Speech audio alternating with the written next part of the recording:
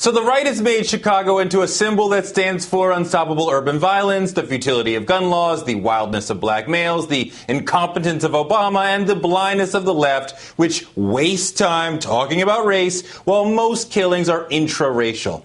If only we would stop race baiting and clean up our own house. If only unwed black women would stop having babies and black men would pick up their sagging pants. If it sounds like a straw man argument, that's because it is. The right talks about Chicago so much, I assumed it was the most violent city in America. But there's this amazing new thing called Google. In 2012, Chicago had the largest number of murders, 506, but per capita, America's third biggest city, is America's 21st most dangerous city. And over the past 20 years, Chicago has made incredible progress in steadily reducing their homicide rate. It's half what it was, and this year it's lowering to rates not seen since the 1960s.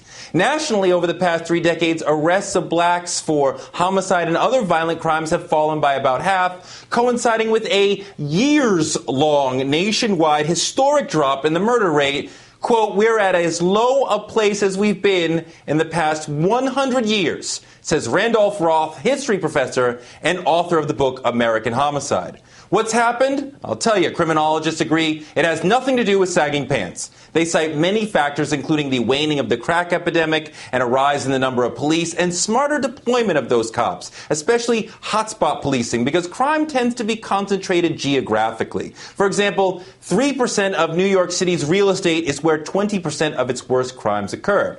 But deploying cops in ways that leave communities feeling attacked and disrespected is counterproductive and potentially criminogenic. Many criminologists agree with David Kennedy when he says, quote, there is a direct link between the feeling that police are illegitimate and high levels of violence. People who feel worthless in society because they cannot find meaningful jobs or any jobs and have interactions with police that are filled with disrespect, those people are much more likely to look at the law as illegitimate. Those people just may be wearing their pants in an antisocial way because they feel rejected by society and see no value in following its rules. We don't value black boys in this society if they can't rhyme or play sports, and then we wonder why they reject a society that presumes them guilty and worthless. They can see the school-to-prison pipeline, and they know the odds of escaping it are high. They don't need fake tough love. They need real love and respect.